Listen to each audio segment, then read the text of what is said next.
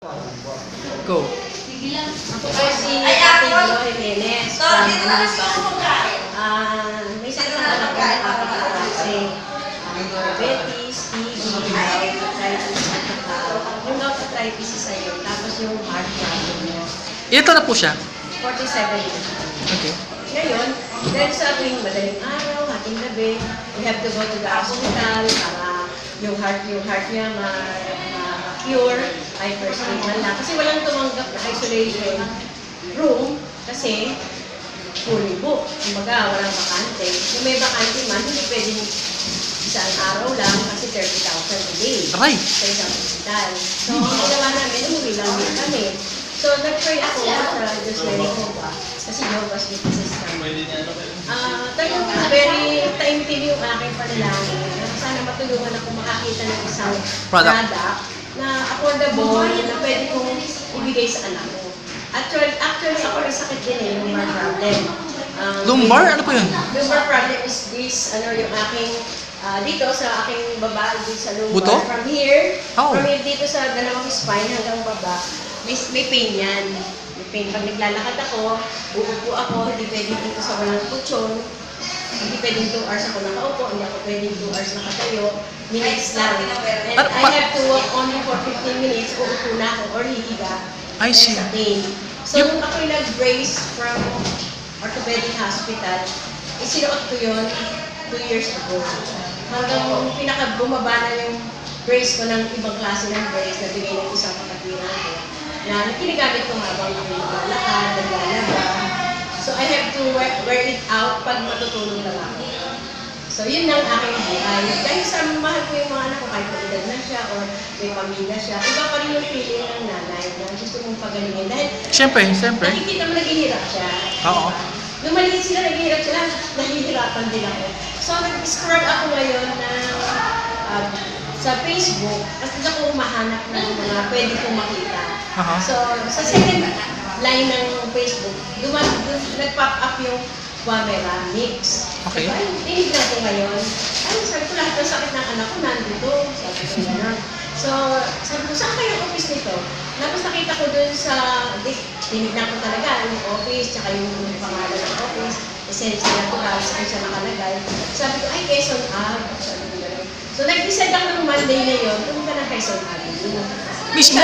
Oo. Sabi ng anak ko, Nay, meron traffic ngayon dahil summit meeting. Okay. So, sabi ko, okay lang. Sabi ko, sanay naman ako sa traffic. Pero alam niyo, 5 hours ako nasa bus kasi walang pumapasok sa Baclaran. 5 hours? Yes. So, sabi ko, paano magagawin ko? Uuwi ba ako or itutuloy ko?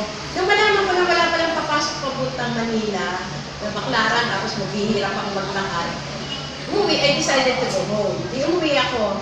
Tapos nag-stroll ulit ako the next day. Nakita ko yung dealer from Dasma at saka Tansa. Sabi ko, medyo malayo, pero nasa Cavite ko, kaya ko nang puntahan. Okay. Hindi ako na siya hanap pa rin ulit ako. Nung makita ko may bako or dealer, nakita ko yung pangalan, Tess. Sabi niya, Ito. Guamera, Ma'am Tess. Tess, pakita ka. Barrientos. Ito po si Ma'am Tess. Yan. Pero that time, nung pumunta ako sa Mambo, wala si Ma'am Tess. Nasa Sarangani. Okay. So, may dala akong 500 kasi nabasa ko, 500 ang initial registration or membership with 2 products. Kinuha ko ngayon yun. Di, pinainom ko sa anak ko, tapos naibalita ako sa mga kapitbahay.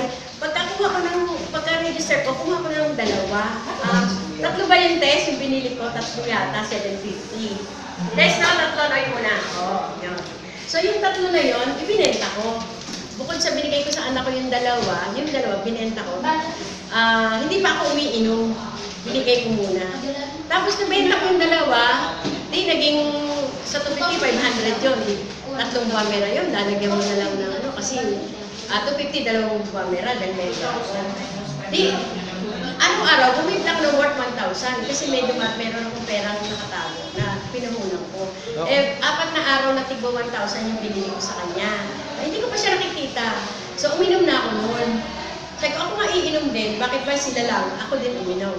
So, ang inom ko, 2 sa umaga, 1 sa gabi. Okay. So, nakalabing isang bottle cups lang ako. Sabi ko, parang sumasakit lang. No? Sabi ko gano'n. Oo. Sabi ko, bakit gano'n? Di sabi ni Tess, okay lang yun, tuloy mo lang. Kasi natatawagan niya ako, tinatanong niya yung development.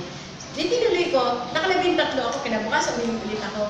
Nakalakad na ako. Aba. So, hindi na ako nagtutungkod ng payo, Aba. inalis ko na yung brace. Talaga?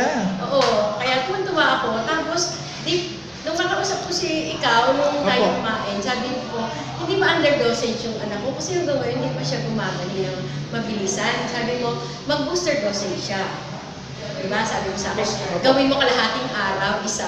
Opo. Araw, isa, kalahati, isa gabi, kalahati. Opo. Sabi ko, mahal din yun. Sabi ko, okay lang, basta gumaling na lang siya. Dahil ang dami niyang gamot.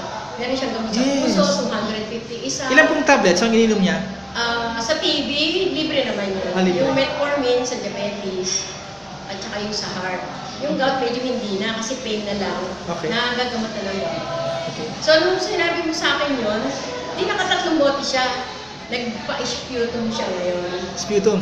Test. Sabi ng managawa ko, Nay, negative na. Hala! Talagang Wow. nag-negative ang TB niya. Pero sabi ng doktor, you have to continue up to 6 months. Okay. Yung TB. Kasi yung proseso nila. So, Pero, alam po ng totoo na siya, bumero siya o hindi? ewan ko kung sinabi. Ay, okay. Siyempre, doktor yan ako, hindi maligo. Ah, syempre. Oh, okay. So ngayon, di sabi ko, salamat sa Diyos na nakagaling ka Ah, na. okay. Ang galing. Kamusta naman yung heart pain mo? Sabi ng asawa niya, Nay, natutulog na po kami magdamag. Wow. Ay, Masarap na ang tulog. dati hindi pwede? alauna, alas 3, tsaka kumakain siya araw maya, kumakain, ihi ng ihi, kasi may diabetes Yes, na. correct po. Tapos yung heart problem niya, pag medyo na nag-iisip siyang walang pera, kasi gagamot siya, so nandun yung pain. Yes, oh. Sabi niya, nung uminom pa rin siya ng kape na ona, yung nadagdag pa yung kanyang paghiling. Hindi pa siya magaling na magaling, but then, yung pagod namin, Yes. nakakami kami ng ospital, gigising ka madaling araw, wala kang tulog, babantayan ko. Kasi pag umalis yung asawa niya, ako nagbabantay sa kanya pag nasa bahay ako. So, ganun ang ganun. Eto Nung na, naiyak ka yata. Ha? Naiyak ka yata. Sino ako? Oo. Naiyak ko sa tuwa dahil yung prayer ko was heard sinagot. Ah, okay. Hindi lang Oh, anak ko okay. ang napagaling ko. Syempre. Pati ikaw ako. Syempre kasi yung stress eh. Oo. Stress Tapos, yun. hindi lang ako, yung hipag ko, dalawang hipag ko na may sakit sa tuhod. Yung tita ng mister ko na may sakit din sa tuhod, yung tito nila na may sakit sa tuhod, na hindi makalakad. Halos lahat sila gumaling. Pati yung mga kinausap ko tungkol dito, sabi ko, nag-sacrifice ako ng isang battle para makatikim sila. Oo. At maganda naman ang resulta. Sabi niya, ang sarap naman niya, at saka ang galing. Kaya yung isang sister, si Carolina, yung kanina, Ate Gino, pwede ba kuha ko niya, wala mo ng bayad? So I gave her 1 bottle. Kasi nag-deliver ako, nakita niya, marami akong dala. Yun, nakaano na siya. Ngayon, nandito, nag-member siya. Yun naman, dinala ko sa Japan, 10. Alam ni Ma'am Tess yun. Sabi niya sa akin, kinamusta ko siya kanina. Sabi ko, ano na, taas pa rin diabetes ko eh. Sabi yung sugar ko, 400. Kumakain ka ng bawal. Oo. Gumagapang ka pa. Hindi na. Kasi, hindi siya makalakad pag malakas ang diabetes niya. Gumagapang siya. Maglakad. Hindi talaga siya nakakalakad. Sabi niya, okay na ako ulit pupunta ako sa Pilipinas by next year. Titignan ko yan. Pati ang Wow. nanay ko. Pinabigyan din niya yung nanay niya na wala lahat ng pera sa balikat kasi nagtigil na yun. Lahat, basta wala akong bad news. Wala akong bad news Amen. about Guamera. Lahat ng binigyan ko, merong good results. Kaya, try Guamera and have a good living, happy life. Kahit mahirap ang buhay, Exactly. mura lang ito, di ba? Exactly.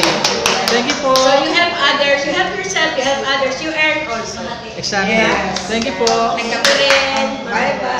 Bye-bye.